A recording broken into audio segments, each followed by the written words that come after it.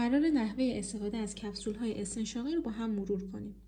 روتون یک نمونه از کپسول‌های استنشاقی هستش که ترکیبی از فرمترول فومارات دیترات و بودازونایده که بودازوناید جزء داروهای کورتیکوستروئیدیه و فرمترول فومارات جزء داروهای لانگ اکتینگ بتا آگونیسته که توی بیماری‌های COPD و یا آسم تجویز میشه.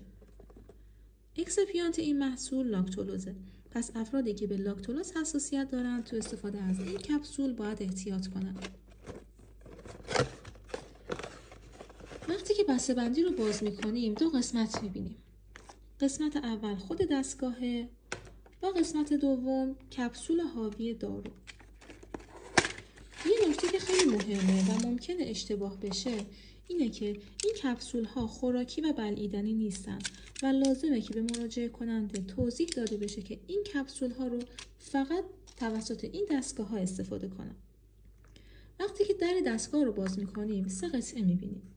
قطعه اول کپ دستگاهه، قطعه دوم قسمت دهانی دستگاهه و قطعه سوم محفظه قرارگیری کپسوله.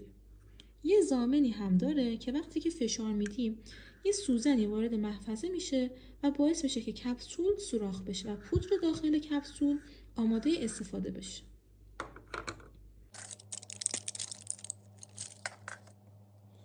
فرقی نمیکنه که قسمت نارنجی رنگ کپسول رو به بالا قرار بگیره یا رو به پایین قرار بگیره. برای نمونه یک کپسول رو وارد محفظه دستگاه میکنیم، قسمت دهانی دستگاه رو میبندیم و ضامن نارنجی رنگ رو تا انتها فشار میدیم. الان دستگاه آماده استفاده. یه دم و بازدم انجام میدیم و قسمت دهانی دستگاه رو بین 2 تا لب فیکس میکنیم. یه دم عمیق انجام میدیم تا محتویات داخل کپسول رو وارد ریه کنیم. معمولا با انجام 1 مرتبه محتویات داخل کپسول تخلیه نمیشه و لازمه که 2 یا 3 مرتبه تکرار کنیم. یه نکته مهم اینه که نباید در قسمت دهانی دستگاه بازدم انجام بشه.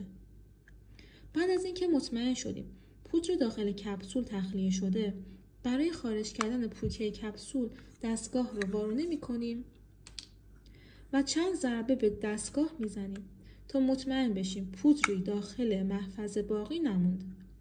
و نکته مهم درباره تمیز کردن دستگاهه. هم دستگاه و هم کپسول ها به حرارت و رطوبت حساسن. پس نمیتونیم دستگاه رو با آب بشوریم. فقط میتونیم قسمت دهانی دستگاه رو با پارچه خشک تمیز کنیم و یا نهایتاً با استفاده از پد الکلی میتونیم تمیز کنیم.